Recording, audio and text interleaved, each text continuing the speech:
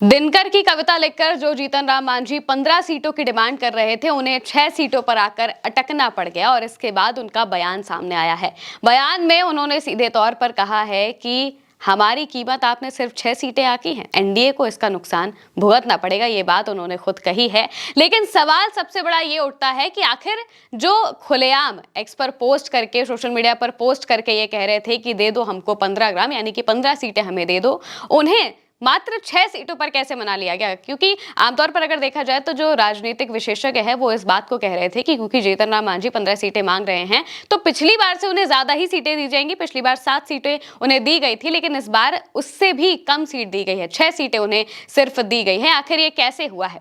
तो इसी के बारे में हम आपको एक एक करके सारी डिटेल बताएंगे कि कैसे बीजेपी ने 6 सीटों को लेकर जीतन राम मांझी को बनाया, इसके अलावा उपेंद्र कुशवाहा को भी मनाया।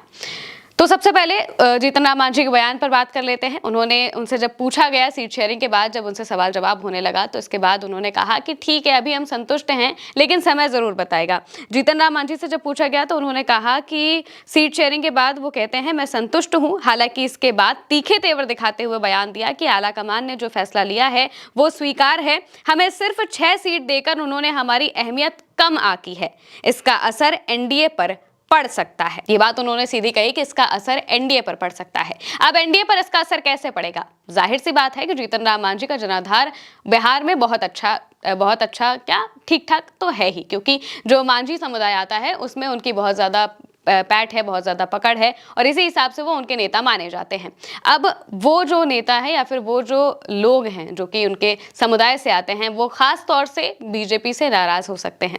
जिस जिस जगह पर बीजेपी या फिर कोई दूसरा दल वहां पर अपने कैंडिडेट उतारेगा, हो सकता है कि वहां पर ये जो मांझी के समाज से आने वाले लोग हैं वो पीछे हो जाएं, वो और अपने लिए कोई तीसरा विकल्प चुन लें।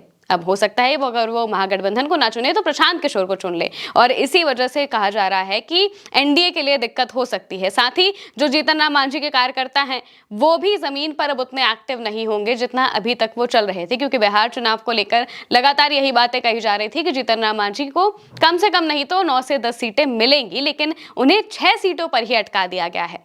और इसी वजह से उनके कार्यकर्ता अब काफी ज्यादा नाराज हो गए हैं और ये बात उन्होंने इशारों में कह दी है कि इसका नुकसान एनडीए को भुगतना पड़ेगा, क्योंकि कार्यकर्ता जमीन पर सामने नहीं आएंगे। जहां पर भी मांझी समुदाय का अच्छा खासा प्रभाव होगा, वहां पर अगर मांझी के कार्यकर्ता नहीं होंगे, क्योंकि वहां पर एनडीए का कोई और दल चुनाव लड़ रहा होगा, तो ये इसका खामियाजा जो एनडीए है उसे भुगतना ही पड़ेगा। वहां पर बहुत मुश्किल हो जाएगी अगर बाकी कोई दल के नेता वहां पर चुनाव लड़ते हैं। जैसे मान लीजिए अगर एलजेपी को वहां से टिकट दिया जाता है, जेडीयू को टिकट दिया जाता है, यहां तक कि खुद अगर बीजेपी को टिकट दिया जाता है तो उनके लिए बहुत ज्यादा मुश्किलें हो सकती हैं। अब सवाल यह है कि आखिर 6 सीटों पर मनाया कैसे? तो इसके पीछे परिवार और रिश्तेदार का मोह बताया जा रहा है। कहा जा रहा है कि जीतन राम मांझी अपने परिवार या रिश्तेदारों के लिए सीटें चाहते थे और ये बात जैसे ही बीजेपी को पता लगती है तो फिर वो उल्टा जीतन राम मांझी पर दबाव बनाना शुरू कर देते हैं। वो कहने लगते हैं कि आपको हम आपकी मनपसंद की सीटें दे देंगे, आपको जिसको चुनाव लड़वाना है आप लड़वा लीजिए, लेकिन हम जितनी सीटें देंगे आप उतने पर मान जाइए। और आखिरकार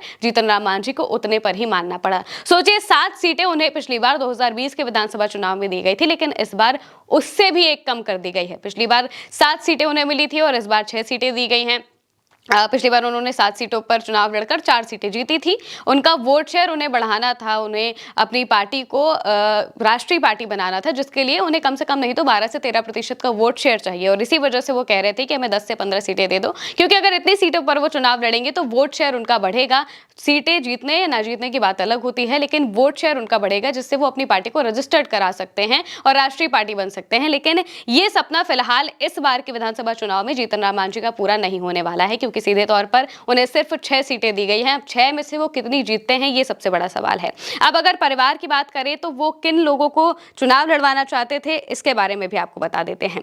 दरअसल कहा जा रहा है कि मांझी और कुशवाहा दोनों ही अपने परिवार और रिश्तेदार के मुंह में फंस गए और सीटों का पेच इसी से सुलझ गया। जीतन राम मांझी अपनी समधन ज्योति मांझी को बाराचट्टी से चुनाव लड़ाने की बात कह रहे थे, वहीं इमामगंज सीट से उनकी बहू दीपा मांझी उम्मीदवार होंगी। ये बात सीधे तौर पर कही जा रही है। जो अंदर खाने के पत्रकार हैं, जो राजनीतिक गलियारों की खबर रखते हैं, वो सब ये बातें कह रहे हैं कि जीतन राम मांझी अपनी बहू और अपनी समधन को चुनाव लड़वाना चाहते हैं और यही नब्ज बीजेपी ने उनकी पकड़ ली और इसी के हिसाब से फिर सीट शेयरिंग कर दी गई कि आपको आपकी मनपसंद की सीटें हम दे देंगे, लेकिन हम जितनी सीटें देंगे उतने पर ही आपको संतोष करना पड़ जाएगा। एक और सबसे बड़ी बात यह है कि इस बार के विधानसभा चुनाव में एनडीए ने जो सीट शेयरिंग की है वो विधानसभा चुनाव को देखकर नहीं की है, बल्कि लोकसभा चुनाव को देखकर की है। लोकसभा चुनाव में चिराग पासवान ने 5 सीटें जीती थी, 5 सीटों पर वो चुनाव लड़े भी थे।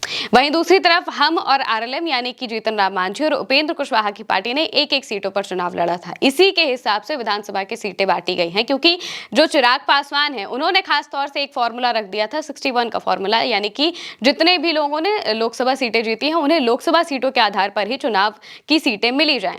यानी कि 12-12 लोकसभा सीटें बीजेपी और जेडीयू ने लड़ी थी और उसी हिसाब से उन्हें सीट शेयरिंग होनी चाहिए, यानी कि उन्हें 72 सीटें मिलनी चाहिए, क्योंकि एक लोकसभा में मान लीजिए आमतौर पर 6 विधानसभा होती है। इसी के हिसाब से उन्होंने फॉर्मूला रखा था और इस चीज पर वो अड़े रह गए थे कि इसी के हिसाब से सीट शेयरिंग करिए, क्योंकि चिराग पासवान ने 5 लोकसभा सीटें जीती थी, 5 उनके सांसद हैं बिहार में। इसी के हिसाब से उन्हें 6-6 सीटें दी गई हैं। हर लोकसभा से अगर कहें तो 6-6 सीटें, एक कम 29 सीटें दी गई हैं, एक कम 30 सीटें दी गई हैं उन्हें। यानी कि लोकसभा चुनाव के आधार पर चिराग पासवान को भी सीटें मिली हैं और इसी लोकसभा चुनाव के आधार पर जीतन राम मांझी और उपेंद्र कुशवाहा को भी सीटें बांटी गई है। हालांकि नाराजगी दोनों में खास तौर से देखने को मिल रही है, क्योंकि जीतन राम मांझी कह रहे हैं कि आपने हमारी जो कीमत है वो उससे बहुत कम आकी है, सिर्फ 6 सीटें आपने हमें दी है, ये कीमत बहुत कम आकी है। हम फिलहाल के लिए तो संतुष्ट हो गए हैं, लेकिन इसका खामियाजा आपको भुगतना पड़ेगा। यानी कि कार्यकर्ताओं के अंदर जो रोष है उसकी बात वो सीधे तौर पर तो नहीं, लेकिन बैकडोर से जरूर कर रहे हैं कि कार्यकर्ता इससे खास तौर से नाराज होंगे और इसका खामियाजा एनडीए को ही भुगतना पड़ेगा। अब देखना होगा कि कौन कौन सी सीटें किसे मिलती हैं और किस तरीके से ये चुनाव लड़ा जाता है। फिलहाल के लिए मेरे साथ इस खबर में इतना ही। आप देखते रहिए उल्टा चश्मा यूसी।